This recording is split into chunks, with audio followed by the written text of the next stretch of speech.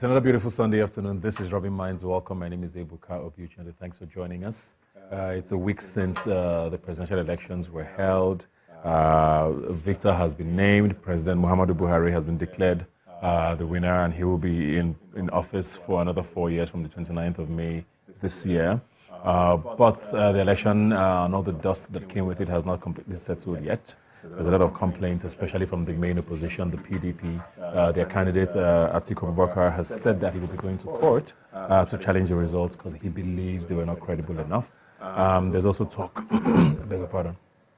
There's a lot of talk about, people being a little disappointed at the turnout of voters. Percentage-wise, it's very, very, I think, abysmal. It's a good word to use. I think there are about 35-36% of registered voters turned out to vote on the day. But there's a lot of factors that came with that as well, and we're going to be trying to thrash all of this as we open up our conversation today. Here with me is Aisha Salahuddin and Wufai Jimmy. Thanks for being here today. Thank you for having us. So let me start with you, Aisha. A lot of people are disappointed, at the turnout of voters. Like I said, it's about 35-36%, somewhere in between those figures of registered voters. That is not even of the adult population, which is a whole other conversation. But some people are not surprised because of all the factors that came with that. Were you surprised? Oh no, I wasn't surprised. In fact, I expected it because considering the fact that there was already a postponement that disenfranchised a lot of people, when we talk about those who had to travel, for example, or get time off work, and people who even had to fly into the country, I suspected at that point that those people would not get the chance to vote again. So that was one factor. Definitely voter apathy in there. And then if we recall, there was a lot of violence, snatching of ballot boxes. So that definitely contributed to people not getting to vote. So I wasn't surprised at all. I mean, I knew that. How much of a responsibility do you think INEC should take in this so far? Because besides what she's mentioned, the postponement was a huge factor. There are people who even didn't travel, just got sort of disinterested in the entire thing because it just felt like, if you're going to postpone this thing after 4 years of preparing, I might as well. I mean, in 1 week, I don't think I'm really interested anymore. It felt like, there was some ulterior motive. But besides that, a lot of people pointed fingers at the entire registration and PVC collection system where people wanted to collect their PVCs, people wanted to register, but it seemed like the process was not Nigerian friendly enough. Do you agree? Well, I wouldn't agree for the simple reason that the information we have is to the effect that this year we had the highest number of PVC collection rates. But that's not the point where I'll take it. I think that we've always had issues of voter apathy in our elections. Apparently, the only time we ever had participation which was over and above 70% was in the 1999 election. No, the 2003 election. Because in 1999, people were not so, at the time, certain as to whether the military was going to relinquish power. So there was some sort of apathy. People thought that there was not going to be an election, so to speak. So after the successes that were registered in the 1999 election, there was some sort of interest on the part of the electorate, so that the 2003 election had one of the highest number of voters participation in terms of percentage. But going forward from but even that is sort of questionable. Was it to say the credibility of that election? Even that was. Because I voted in that election. Every election in this country is always questionable. But the 2003 election had the highest number of participants. Because Nigerians started to believe. People began to say, oh, perhaps there's a possibility that this thing can work. Remember, it wasn't a foolproof system at the time. They said it was a work in progress. It could develop. So some people believed in the system to the point where they were willing to vote, and that was what happened in 2003. But going beyond 2003, because of the experiences that they had and the issues of thuggery, vote buying, started that long ago. Selection, we've always said that election in this country, we never actually had elections in this country. We have the selection process. So we've always had that issue of voter apathy. If you look at the indices, from 2003 to 2007 so why? 11, why? There's always been a drop. How do we go around it? What is the problem? The problems have always remained there. There's always been violence. The only election in this country that has not witnessed so much violence as the one we've always seen over the years was the 2007 election. But even at that, there was still some pockets of an electoral violence that was registered in the 2007 election. So we cannot say, Nigerians have always felt, people felt they were not safe. People felt that if you follow the rhetorics before the election, people thought that the election had been decided one way or the other. If you recall, the last time I was on your show, I had said that this election was won, which was going to be won by the highest rigor. This was the preponderance, as it were, of the opinion that most Nigerians had. So why would anyone think to go out to vote in an election where they felt that the results had already been predetermined before then? Aisha, do you think the fact that people didn't feel like there were that many choices? I mean, there were 73 presidential candidates, but I also heard other people saying, I don't know who to vote, or the options are not that great for me. Was that really a problem for people? I think the problem was political education, because we can't have 73 candidates and you tell me that there are no options. So I think the problem is people did not believe so much in, for example, third-party candidates. After the two major parties, people just didn't bother. Yeah, exactly. So people did not have that enough education to decide to believe that, okay, if we actually put our votes to a particular candidate that is not the APC or the PDP, then we can win. So there was just that thing of let's just stick with the two major parties. So the political education had not gotten to the time where we now start deciding, like, look, we can look outside these existing options. You can't tell me that you can't find at least one person out of 73 that you'll read their profile and you like. So I think it's not a problem of the lack of options. It's just a problem of we want one of the two major guys who we know can pull votes, but then nobody actually really considered that if they had put their weight, how many voters there were? Was it realistic though? With this election? Well, no, but it would have been a great starting point. I have to admit that it wasn't a realistic thing, but I expect like Nigerians to be more open-minded in terms of let's even start looking beyond this. It doesn't have to happen in this election or the next one, but the idea is just to start thinking that way, that you don't have to be bound to just two major political parties. Nigeria has over 90 political parties, so I mean... Yeah.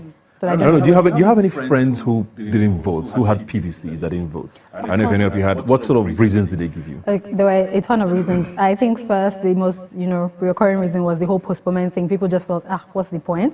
And then there was the whole political education thing as well, where they just felt, I mean, the result is already rigged. Like, we know that it's going to be one of these guys, so why should I bother? So again, that point just falls back to political education. Like, we don't really believe in the system, and so we're not ready to work towards like changing it. So those were the two. What about you? Do you have people? What were the reasons you heard? Vote. Who had PVCs? Who had PVCs? Yes. Yeah. Maybe I should start from my immediate. This a charity begins at home. I'll start from my office. I had only about 40% of persons in my office who actually voted in this election. And the reasons a lot of them gave was that for most of them, the point where they registered, there was some sort of discordance between their polling units and their residential addresses. So that the fact that there was no movement during the election. Those people registered around their offices, yes, you know that. Yes, so that in itself, I registered in 2011 to vote in elections. I had my PVC all this while, but I had changed residence since then. I live in Bagada currently, but I voted on the island. Now, I was able to do so because a day before the election, I had moved to put up in a hotel, so I could vote. Yeah. Now, there are not so many people who will be that committed enough to want to make that commitment. So that for a lot of them, what they had said was that, now that was one. There's another aspect of this I think we should consider. Recall that the total number of PVC collection ratio that we had, over 84 million, that was not the number of people who actually registered for this election. Yes. We've been having a continuous voter process, registration process, so that between 2011 and now, it was the same voters register we have been using. Most of these people may have lost their PVCs. Now, but the records would all continue to show that these were people who registered and may actually vote at the election. So there are lots of people who did not have their PVCs, had not even bothered to go and collect their PVCs. There are so many people who had voted in a different polling unit, different from where they are resident, such that movement for them would have been a difficulty.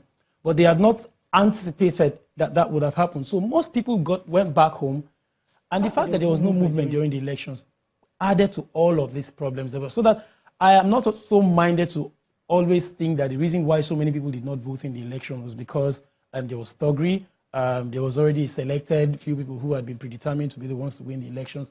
All of these factors together, of course, coupled with the cancellation, I had a couple of my friends who had traveled to their respective states to go vote for the elections. Most of them took flights. They had to come back to Lagos or to the various places where they're domiciled. And when on the rescheduled dates, most of them said they did not have the resources to undertake a process of that magnitude twice. Again, yeah. Some people came all the way from the UK, the US to vote. Some of them took 2 days, 3 days leaves just for that election. They had to go back. So many of these people could not vote, not necessarily because they chose not to vote, but because the circumstances were such that it was already a disincentive for them. Looking at these elections now and the way things unfolded, with you mentioned the fights that happened and all of that. Do you think there's more confidence going forward with voters who have seen what happened? Maybe if I didn't vote this time, do you get a sense that people are a lot more confident or less confident now? Certainly not more confident. In points to being confident in them. First of all, INEC was grossly incompetent in terms of even communicating the reason for the postponement, for example, in terms of logistics, in terms of whatever it is they claimed was wrong. So that enough is to discourage any voter who was like, pretty excited before. It's enough to say, actually, this doesn't make any sense. Why should I vote?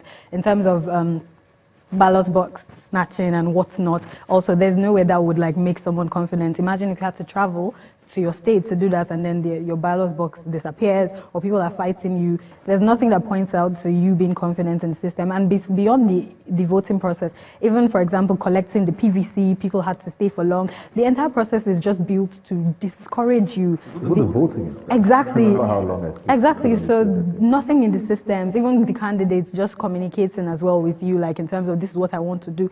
Nothing is encouraging the system. So the only way that Nigerians, and the only way that things will actually change is if Nigerians, for whatever reason, just decide out of their own volition, no matter what, even if the system is messed up, we are going to try our best to, go for it. But no, it's not encouraging. But it's still talking about the voting now.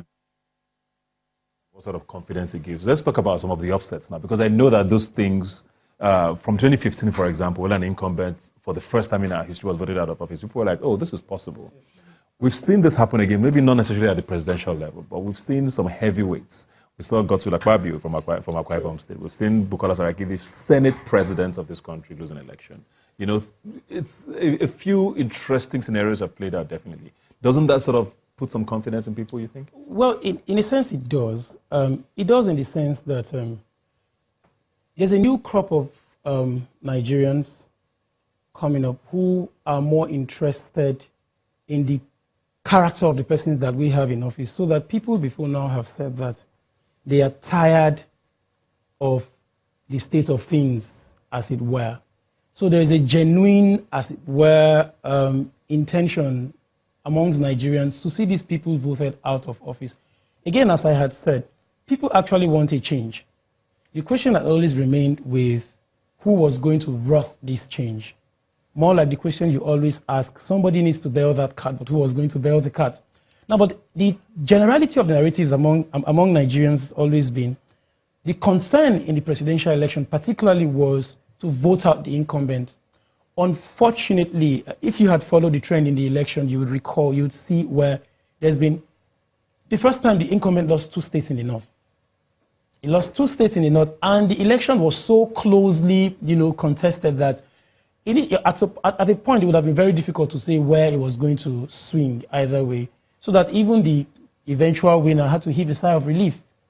If there was one thing that was a problem for the challenger, or the challengers as the case may be, it was the high rate of low voter turnout that was experienced, especially in the South and the Southwest. It was so disappointing that a state, for instance, like Lagos, that had the highest number of voter registration. Because it was terrible. Yeah, 6.4 million. It was. The right word. I still can't find the words to. It's something about 19% or something. No, we had over 6.4 million PVC collection, registered voters as it were, but only 1.1 million. I'm still working on the percentage. Yeah. I'm not a mathematician, so to speak. But the point was that if you had a 1.1 million over 6.4 million registered voters, that's abysmal, to say the least. That's Lagos. And that played out in a lot of states. all of the eastern state, the southeastern state, played out in Abia in spite of all of the noise that was made in Abia state. It was not over. But there's a lot of talk about, you know, at least I know with places like Abia and Imo, I think in particular, there were a lot of talks about, you know, late arrival of materials. You know, some places didn't get to vote properly. Or no voting at all in a lot of areas. So that's what I was talking about, INEC's capability. Yes, I could categorically say, I wasn't sure whether it was an issue with INEC, so to speak, but I think there was some bit of complicity. I got reports specifically in my state, that's Cross River State, that beyond Calabar and some of the metropolitan locations in Cross River State, there was apparently no election in most of the interlands. My parents are still in Cross River State. The rhetoric was that the narrative was that most people came out to vote, stood all the... So materials just didn't show up. No officials showed up, no materials showed up, and most of them got tired and went back home. Thankfully enough, we had video footages of people who complained from some parts of the southeast that they had been outside almost all day, no materials had showed up. That was the prevalent circumstance surrounding the election. Unfortunately, results came out from those places and those people were assumed to have voted because they said their votes did counted. So these are some of the issues apparently. How do we start working towards, I don't know, the future? Because, I mean, we always think 4 years is a long time, but we can see now that in 4 years, I don't know if people will even say we've made any progress, or if we're still where we were in 2015, or so people even think we've regressed, if we can use those words. How do we start working towards bettering this entire sort of voting system for Nigeria? So I would have to put the blame on INEC here. I think it was a whole bunch of things, improper planning, because I mean they know that every 4 years there's going to be an election too. And they have so many trials in between with state elections. Exactly. Yeah. And I remember that the Mahmoud Yakub came out, I think 2 months before the election, when he was asked, like, do you foresee any postponements? Like, is anything going to go wrong? And he was like, he doesn't foresee it. So I'm going to put it on INEC again because they need to plan the process. This happened in 2015 elections, happened the year before that. I feel like the fact that you've made these mistakes like a bunch of times is enough for you to, you know, work on it better. So I don't know what their plan is around that, but they're very key to making the process easier. They are the commission in charge of this, so they, whatever they, I still don't understand what they mean by logistics issue, but whatever that is, they need to fix it to make the process smoother, because whether we not like it or not, the smoother the process, the more encouraging it will be for voters, because then we can see that there's actually a change, so we're going to try to do something. And on our part as voters as well, we have to educate ourselves. We have to be more politically aware. It's not a thing of, I feel like because the process is set to disenfranchise you on purpose, you have to be willing to go against that process, because there's, even if INEC can do, you know, their best, and then if we're just not interested, then nothing is going to change. So it requires, you know, both parties working on it. So yeah. Very, very, very quickly now, do you see anything changing between now and Saturday? We have governorship elections, of course, on Saturday. Oh, do you see anything happening differently? I know that the governorship elections, there's a lot more interest, particularly from the people. There's a lot more interest in the gubernatorial elections because that's more grassroots than the presidential election. It's closer to the people. The people feel that the federal government is a bit far from them, so that their input in the administration, as it were, from the federal level is not so desirable. So not so many people indicate interest in what happens in the federal election. But I think that a lot more people will vote in the gubernatorial election. Going by history, there's always been more participation in the gubernatorial election than there is at the federal. Do you think that's going to happen this time, though? I think it would play out. I think it would play out for the simple reason that the people voting in these elections are Lagosians, or the people voting in these elections are residents or people who are domiciled in that state, people who work in those states. And so they are better concerned, they are more concerned about what happens there. So you would have a lot more people. Again, in view of what has happened in the presidential election, or as it were, the federal elections, a lot more people will be more concerned now, so that we don't make the mistakes that we have made twice. People are going to be more prepared now. If for any reason they had people who were voted into office that they did not will to be in office, they want to be more decisive in the process. Although in some states, the same scenario might play out. It's always been the case. But I think that a lot will change. The elections will improve now because more than ever before, we don't have that much resources dispersed. So it's more concentrated. Yes. Hopefully that is the case. I mean, people will also argue that apathy might set in even more. We will still have apathy with what happened on Saturday. Fingers crossed. Please come out and vote, I think is what we should start. I mean, like you said, the governorship, it's more important. We don't have a choice. The closer the government is to you, the more important it is. Thanks for being here today. Thank you very much for having us. We'll take another quick break and come right back. Please don't go away.